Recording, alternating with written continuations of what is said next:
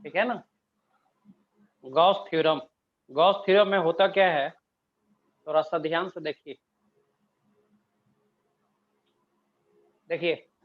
Gauss theorem में जो है एक बहुत ही आसान तरीका है फ्लक्स और फील्ड निकालने का। आप फ्लक्स और फील्ड कूलम्ब्स लॉ से भी निकाल सकते हैं, लेकिन गॉस थ्योरम से जो फ्लक्स निकालिएगा या फील्ड निकालिएगा वह बहुत ही सिंपल तरीका है।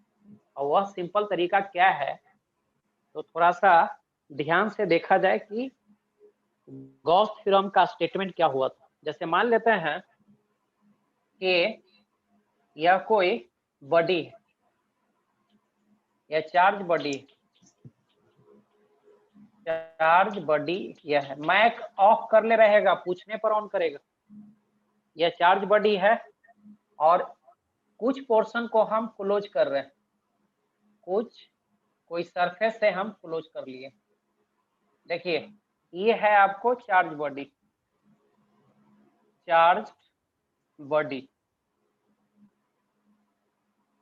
और यह हो गया क्लोज सरफेस। कि चार्ज बॉडी और क्लोज सरफेस में क्या फर्क है। चार्ज बने कोई बॉडी हो सकता है, और क्लोज सरफेस के मतलब जैसे आप यहाँ से चौक देख रहा है, यह चार्ज का बना हुआ है और इस तरह से हम क्लोज कर रहे हैं। तो यहाँ पे चार्ज बॉडी और क्लोज सरफेस के बीच में एक बहुत बड़ा रिलेशन आ जाता है, ठीक है ना। यहाँ पे गॉस थ्योरम में क्लोज सरफेस का बहुत ही इंपॉर्टेंट होता है। तो गॉस थ्योरम का स्टेटमेंट दिया था कि इस बाउंड्री से जो नंबर ऑफ लाइंस पास करेगा, जो क्लोज सरफेस होगा उससे नंबर ऑफ लाइंस जो पास करेगा, दैट विल बी फ्लक्स। वह Q इन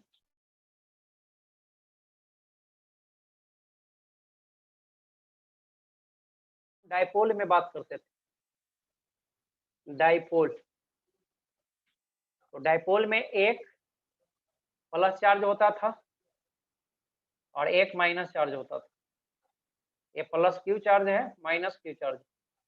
हमको इस चार्ज को भी गॉसियन सरफेस से क्लोज कर दिए और इस चार्ज को भी हमने गॉसियन सरफेस से क्लोज कर दिया और एक ऐसा गॉसियन सरफेस लिए जो दोनों चार्ज को क्लोज कर ली।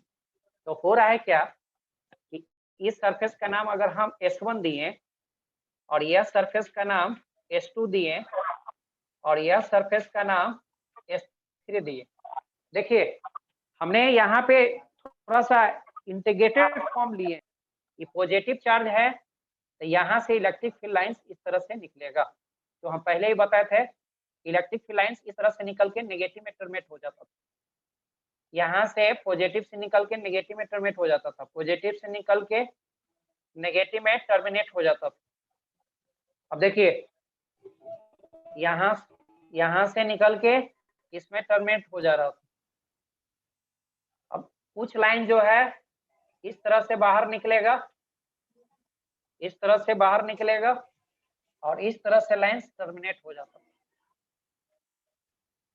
देखिए यहाँ पे सिचुएशन देखिए, यहाँ इस लाइन के इस सरफेस के लिए अगर हम बात कर रहा है तो इस सरफेस के लिए देख रहा है तो इलेक्ट्रिक फील्ड लाइंस यहाँ से खाली निकलता हुआ इंडिकेट हो रहा है। तो जब लाइंस निकलता हुआ इंडिकेट होता है तब उसको पॉजिटिव फ्लक्स के नाम से जाना जाता है। और इस सरफेस के लिए देख रहा है। मैं ऑन आप लोग काहे लग किए हुए? हेलो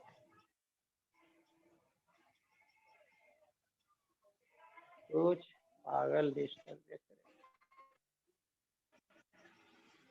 मैक ऑफ कर लीजिए, जो मैक ऑन कर ले।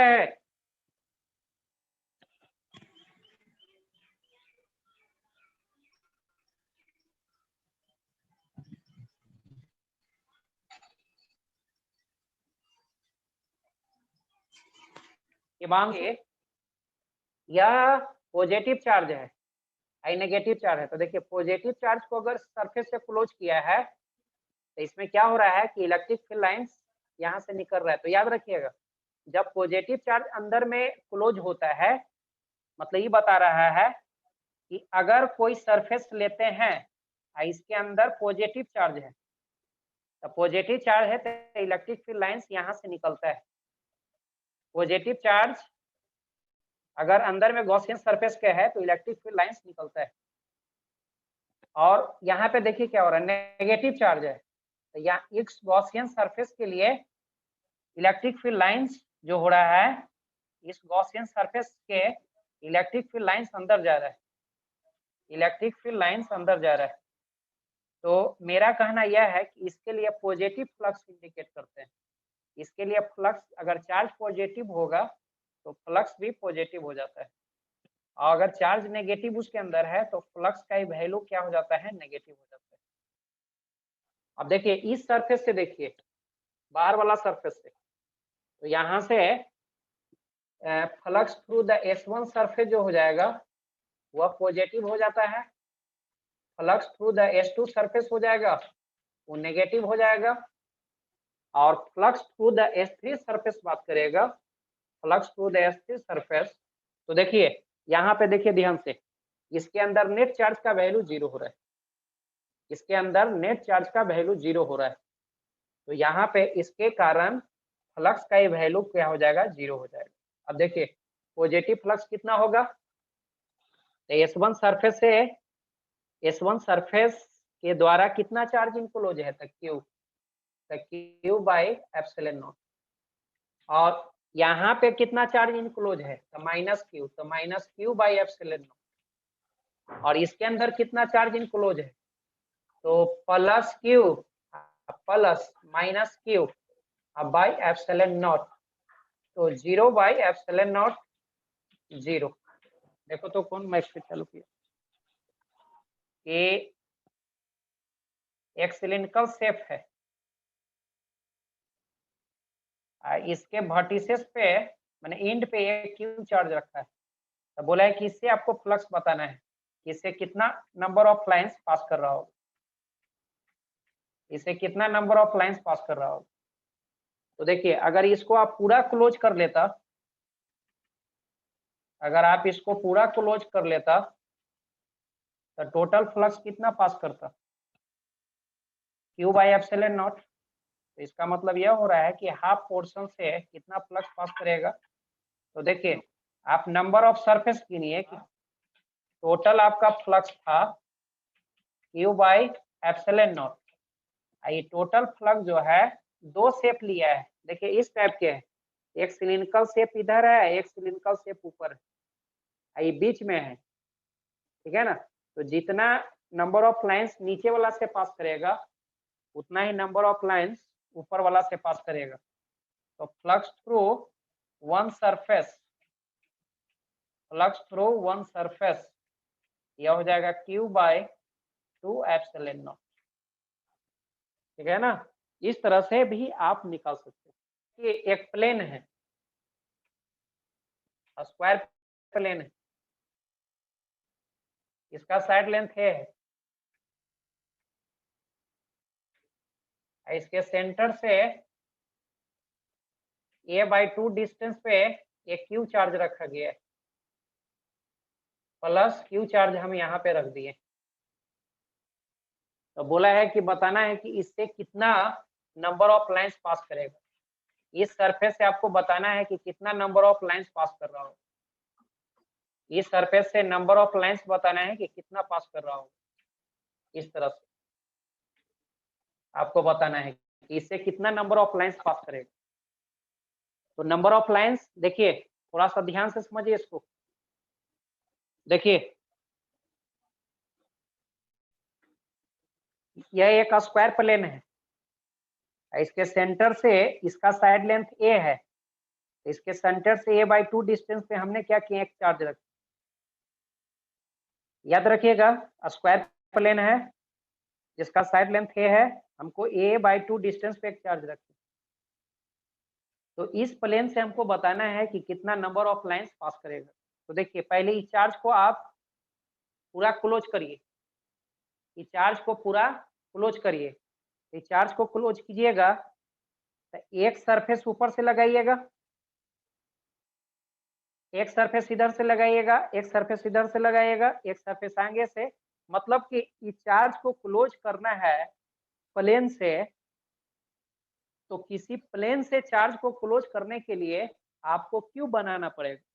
तो total flux of cube, cube से टोटल हो जाएगा Q in, Q in by epsilon not, तो क्यू बाई एप्सिलॉन नॉट। तो फ्लक्स थ्रू प्लेन, प्लेन से कितना पास करेगा, तो 6 क्यूब बनाने में क्या गो प्लेन की जरूरत पड़ेगा, 6 गो ना, 6 गो, तो 6 गो प्लेन होगा। हाँ, इसी कारण से 6 से डिवाइड कर देगा। यही तरीका है यार application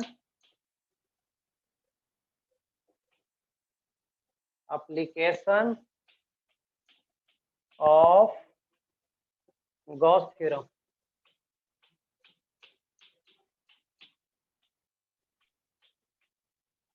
application of Gauss theorem, application of Gauss theorem में सबसे पहला एप्लीकेशन है electric field inside the conductor. Electric field inside the conductor, inside the conductor। तो देखिए electric field inside the conductor हम बात कर रहे हैं कि कंडक्टर के अंदर कितना इलेक्ट्रिक फील्ड का वैल्यू होगा। जैसे मान लेते हैं कि हमने एक कंडक्टर लिए, और हमने इसको चार्ज क्यू दिए, तो क्यू चार्ज दिए, तो ये क्यू चार्ज इसके सरफेस पे लोकलाइज होगी, क्यू चार्ज इसके सरफेस पे लोकलाइज होगी। अब हम जान मटेरियल है, ये बना हुआ कंडक्टर है, मटेरियल है इस टाइप के। जैसे मान लेते हैं कि आपने क्या किया कि कोई बॉडी लिया, इस पे पूरा चार्ज से भर दिया, तो कोई भी चार्ज देगा ना तो इसके सरफेस पर ही आएगा, बाहर अंदर में नहीं जाता है। अब अंदर में आप इमेजिन कीजिए कुछ मटेरियल, अंदर में हमने एक गॉसियन सरफेस कंसीडर की, जीएस। तो इस गॉसियन सरफेस आपने जो चार्ज दिया था तो सरफेस पे लोकलाइज हुआ था, तो अंदर में तो इसके चार्ज नहीं गया, अंदर में तो चार्ज, चूंकि कंडक्टर के केस में चार्ज जो भी लाई करता है वो आउटर सरफेस पे लाई करता है। कंडक्टर के केस में चार्ज इनसाइड में नहीं जाता है, क्योंकि कंडक्टर में जो एक्सेस चार्ज जो होता है रिसाइड करता है रिपल्सिव फोर्स के कारण, वह सरफेस पे आके रिसाइड करता है, इसको अंदर में नहीं जाना है। तो जब यह चार्ज अंदर में नहीं है, चार्ज जो हमने दिए वह चार्ज अंदर में नहीं गया, तो हम अंदर में कहीं भी गॉसियन सरफेस कंसीडर करेंगे तो उसके अंदर नेट चार्ज का वैल्यू 0 होगा। हम गॉसियन सरफेस कंसीडर करेंगे, इसके अंदर नेट चार्ज का वैल्यू आपको क्या हो जाएगा, 0।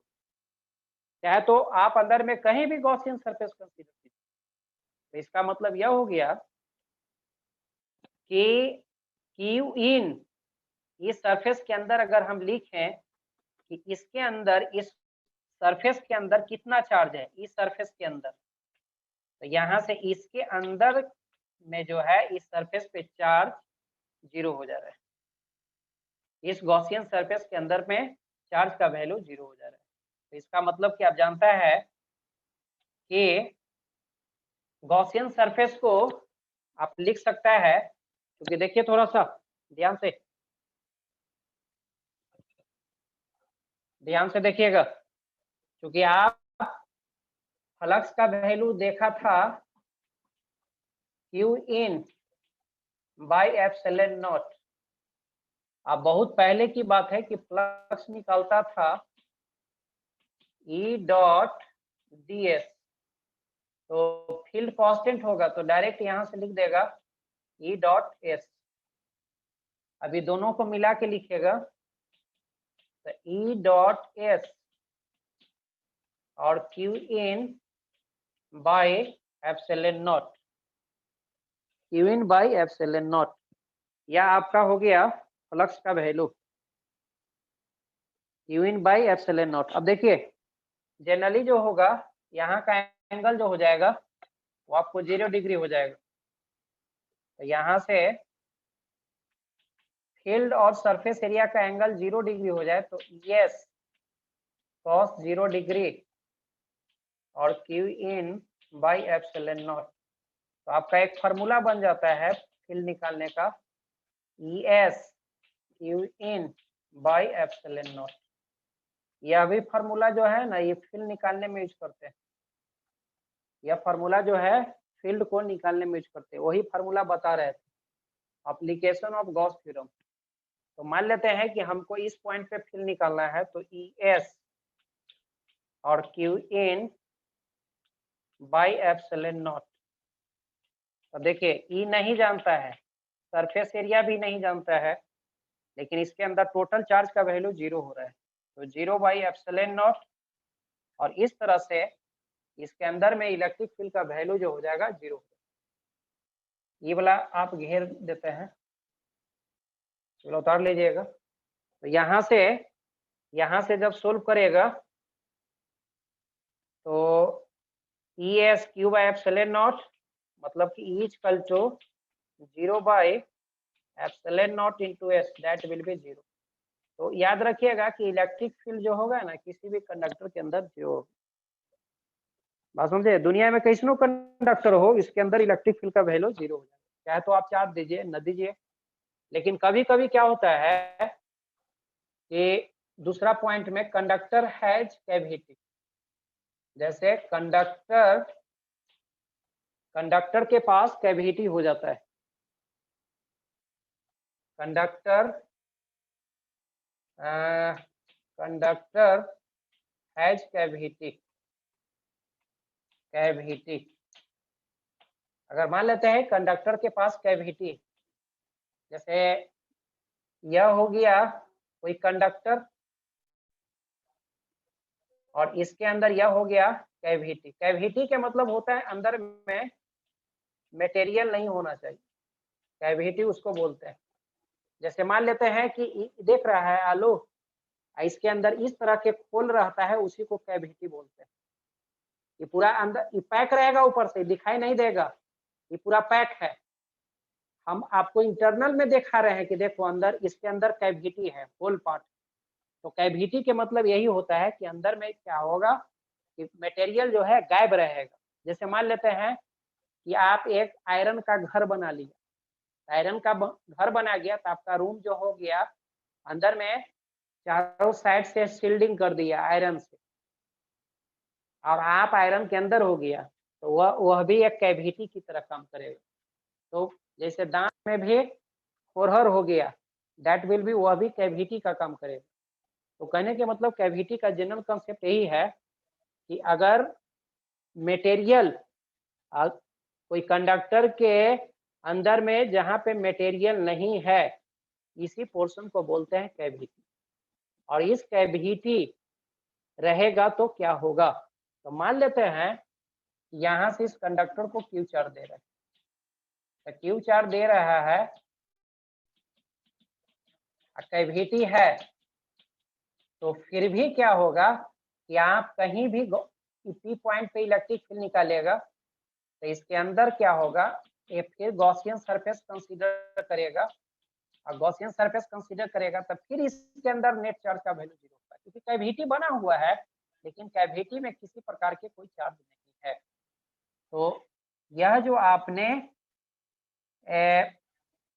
चार्ज इन अभी भी 0 हो जाएगा, तो ES Q in by epsilon not, तो ES चार्ज 0 एप्सिलॉन नॉट।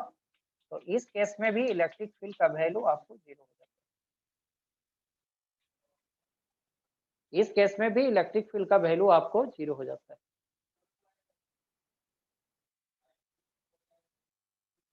आमन क्या हुआ, हेलो,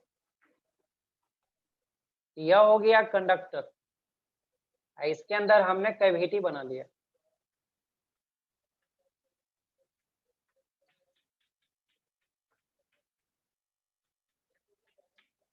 और इसमें हमने क्यू चार्ज दिया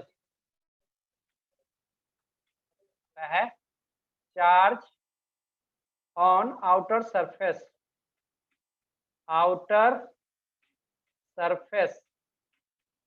देखिए क्या कीजिएगा, टोटल चार्ज आउटर सरफेस में क्यू दिया था, तो क्यू माइनस, अंदर में चार्ज कहाँ गया, तो माइनस क्यू अंदर में चला गया, और इस तरह से टोटल चार्ज हो जाएगा capital Q plus small Q. मतलब कि कैविटी के अंदर चार्ज जब होता है ना, इंटरनल सरफेस और एक्सटर्नल सरफेस पे नया चार्ज का अरेंजमेंट हो जाता है। जैसे और भी देख सकता है, मान लेते हैं कि ये कोई कंडक्टर है और आपने कैविटी बना दिया, ये वाला एक कैविटी है, ये मटेरियल है आपका, मटेरियल है, और यहाँ पे माइनस क्यू चार्ज रख दिया। अंदर में जो चार्ज था आपका वो माइनस क्यू चार्ज था, अब बाहर में जो चार्ज था वो प्लस क्यू चार्ज था। तब बताना है कि इस सरफेस का नाम ए दे देते हैं, ये वाला सरफेस के, और ये वाला सरफेस के नाम बी दे देते हैं। तो बताना है कि ए और बी सरफेस पे चार्ज का वैल्यू कितना होगा। ए सरफेस पे चार्ज का वैल्यू बताना है और बी सरफेस पे चार्ज का वैल्यू बताना है। तो देखिए अंदर वाला सरफेस पे चार्ज के वैल्यू निकालना है, तो आप देखिए कि कैविटी में कितना चार्ज है, तो कैविटी में चार्ज है माइनस क्यू, तो उतना ही पॉजिटिव चार्ज इसके सरफेस पे आ जाएगा,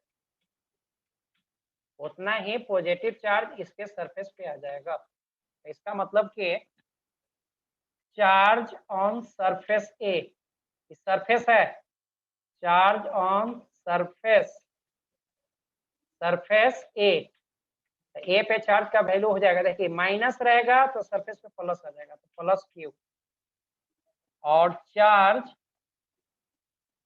surface, charge on surface B, charge on surface B अगर हम बात करें तो यह हो जाएगा, देखिए टोटल चार्ज कितना था क्यू, तो कैपिटल क्यू, और इसमें इतना चार्ज अंदर में चला गया, इतना अंदर में चला गया, तो capital Q minus small Q, इतना चार्ज जो हो जाएगा,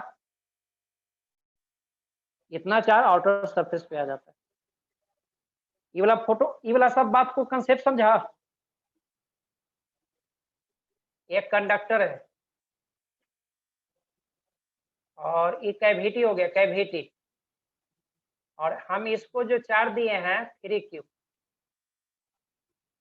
और कैविटी के अंदर हमने चार्ज रख दिए हैं +2Q। ये कैविटी के अंदर चार्ज है, ये मटेरियल है,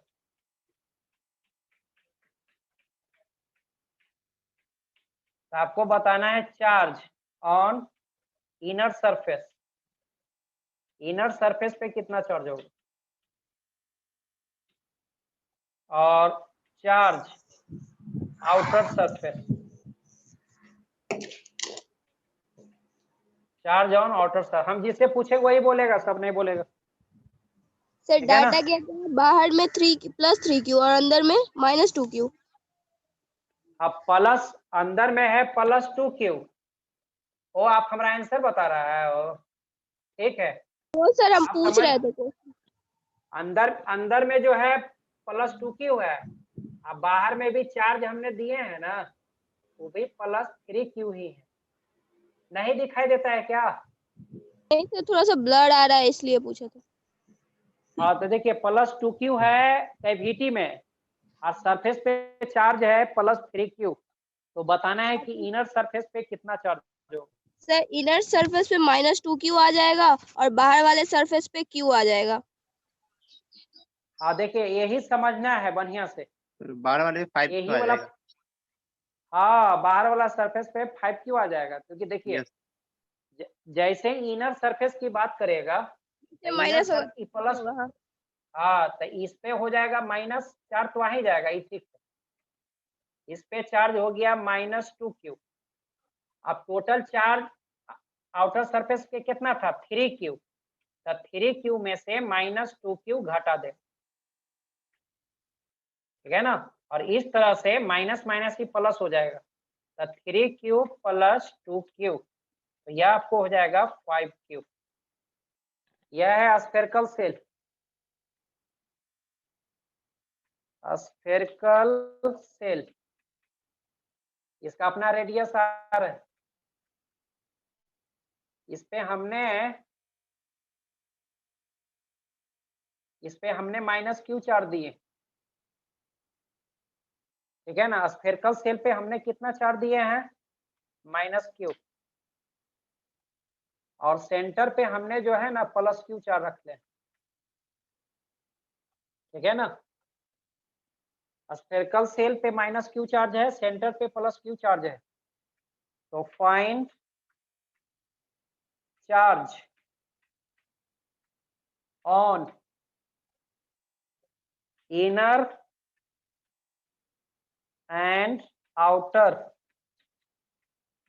surface, inner and outer surface of shell, ठीक है ना। क्वेश्चन नंबर 2, मान लेते हैं कि एक स्फेरिकल सेल है, सेंटर पे 2q चार्ज दिए, सेंटर पे हमने +2q चार्ज रखे हैं, इसका रेडियस अपना r है, और हमने इसको -3q चार्ज दिए हैं बाहर में। मतलब कि सेल पे -3q चार्ज है और सेंटर पे +2q चार्ज है। तो find the charge on inner and outer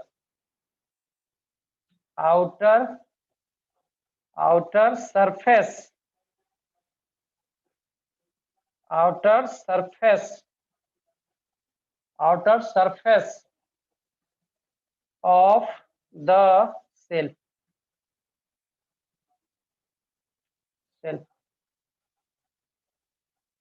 चलिए क्वेश्चन लिख लिया सब। इस पे चार्ज बात करेगा, इनर पे सर आवाज क्लियर नहीं आ रहा है। -q हो जाएगा थोड़ी देर के बाद, आप फिर से अथी कर लीजिए। आपका गड़बड़ा है, इधर टावर ठीक ठाक है।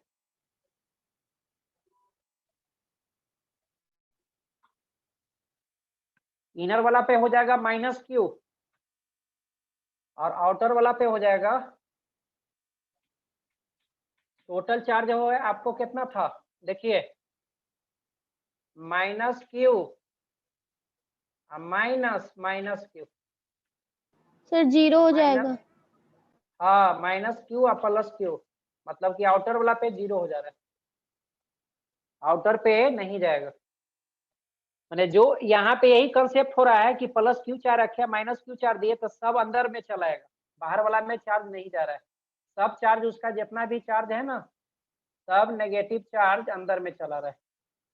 और यहाँ पर देखिए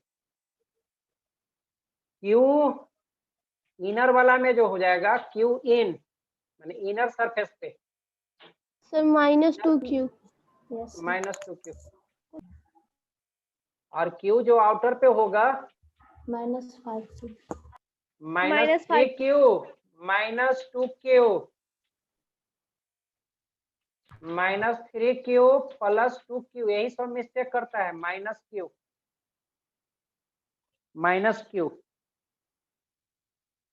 देखिए इधर,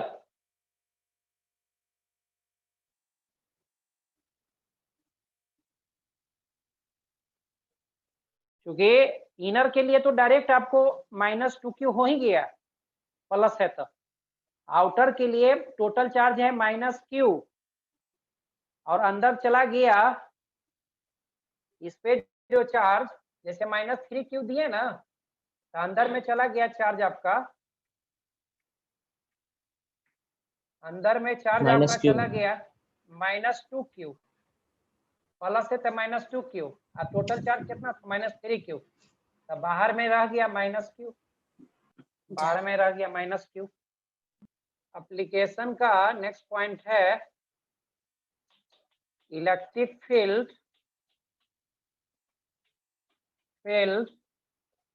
due to electric field due to long rod, electric field due to long rod. Long rod के कारण हम इलेक्ट्रिक फील्ड का वैल्यू बात कर रहे हैं कि इलेक्ट्रिक फील्ड का वैल्यू लॉन्ग रॉड के कारण कितना होगा, electric field due to long rod. देखिए इस टाइप के सिचुएशन, देखिए यही लॉन्ग रॉड हो गया, इसमें चार्ज लिनियरली इस तरह से डिस्ट्रीब्यूटेड होता है।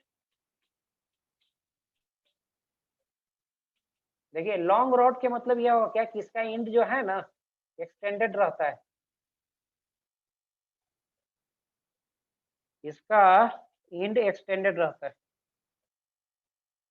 और यहाँ पे जो है हमको किसी पॉइंट पे इलेक्ट्रिक फील्ड का वैल्यू निकालना होता है। जैसे मान लेते हैं कि हमको इस पॉइंट पे इलेक्ट्रिक फील्ड का वैल्यू निकालना है, यह पॉइंट है जहाँ पे हम इलेक्ट्रिक फील्ड का वैल्यू जानेंगे कि पी पॉइंट पे इलेक्ट्रिक फील्ड का वैल्यू क्या होगा।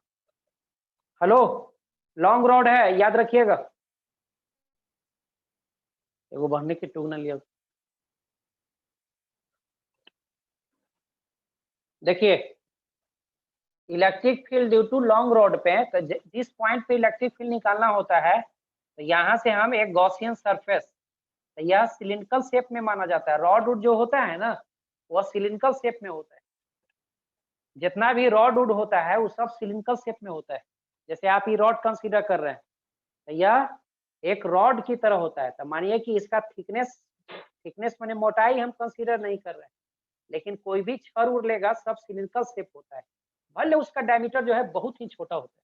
तो यही मान लेते हैं इनफिनाइट रॉड होता है, और हम पी पॉइंट पे जानना चाहते हैं कि इलेक्ट्रिक फील्ड का वैल्यू क्या होगा। तो देखिए हम यहाँ से गॉसियन सरफेस कंसीडर करते हैं सिलिंड्रिकल शेप में। देखिए पी पॉइंट का मान लेते हैं रॉड से आर डिस्टेंस है, पी पॉइंट का डिस्टेंस आर है, तो आर रेडियस का हम सिलिंड्रिकल शेप कंसीडर करते हैं, आर रेडियस का, आर डिस्टेंस इधर भी चला जाएगा, आर रेडियस के हम सिलेंडर कंसीडर किए, आर रेडियस का हमने सिलेंडर कंसीडर किया। इस टाइप के सिचुएशन है, पी पॉइंट पे निकालना है, पी पॉइंट से गॉसियन सरफेस बताएं, तो यह हो गया आपको गॉसियन सरफेस, और यह सिलिंड्रिकल शेप में। इलेक्ट्रिक फील्ड लाइन जो है इस तरह से बाहर निकल रहा है, इधर भी इलेक्ट्रिक फील्ड लाइंस इस तरह से बाहर निकल रहे हैं, इलेक्ट्रिक फील्ड लाइंस इस तरह से बाहर निकल रहा है, ये गॉसियन सरफेस है, इलेक्ट्रिक फील्ड लाइंस इस तरह से बाहर आ रहा है, ठीक है ना, पूरा निकलेगा, पूरा इलेक्ट्रिक फील्ड लाइंस निकलेगा, ये इलेक्ट्रिक फील्ड लाइंस, ठीक है ना। तो देखिए हमको जानना चाहते हैं कि यहाँ पे पी पॉइंट पे फील्ड का वैल्यू कितना होगा, पी पॉइंट पे फील्ड का वैल्यू कितना होगा। तो पी पॉइंट पे फील्ड का वैल्यू जानने के लिए हम क्या करेंगे ना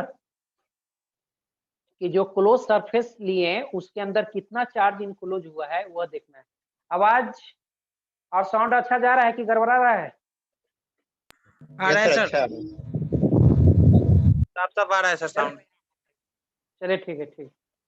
तो कहने के मतलब है कि अगर हम इस पॉइंट पे इलेक्ट्रिक फील्ड जानना चाहते हैं तो गॉसियन सरफेस के मतलब इस टाइप के सरफेस बनाए। देखिए देखिए ध्यान से सरफेस कैसा है,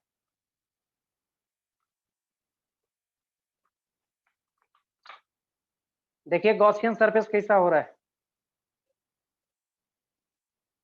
देखिए ये हो गया रॉड, इस तरह से हमने सिलेंडर को इंजर्ट किए, यही हो गया। गॉसियन सरफेस, इसका जो डायमीटर जो हो गया 2r, इसका रेडियस हो गया r, इसका रेडियस r है। जैसे रॉड इस तरह से हुआ, आई रॉड से हम P पॉइंट पे जानना चाहते हैं, P पॉइंट यही है, सेंटर से P पॉइंट पे जानना चाहते हैं इलेक्ट्रिक फील्ड का वैल्यू क्या होता है। तो P पॉइंट यहाँ से यहाँ का दूरी जो है एक्सिस सिलेंडर का एक्सिस है, एक्सिस ऑफ द सिलेंडर। तो r डिस्टेंस पे जानना चाहते हैं कि फील्ड का वैल्यू क्या होता है। तो देखिए गॉसियन सरफेस यहाँ पे सिलिंड्रिकल शेप में है, सिलिंड्रिकल शेप बनता है। तो सिलिंड्रिकल शेप का मान लेते हैं इसका हाइट h है और रेडियस तो आप r मान ही लिया है कि इसका रेडियस r है। तो इसका सरफेस एरिया कितना हो जाएगा, तो सरकमफेरेंस हो गया 2 पाई r, हाइट हो गया h। तो सरफेस एरिया इसका जो हो जाएगा 2 pi RH। 2 पाई RH बन जाएगा। पूरा का सरफेस एरिया जो लेंगे यह हो जाएगा 2 पाई RH पूरा हो जाएगा। तो इसका मतलब कि हम यहाँ पे इसके लिए लिखेंगे, यहीं से लिखते हैं ES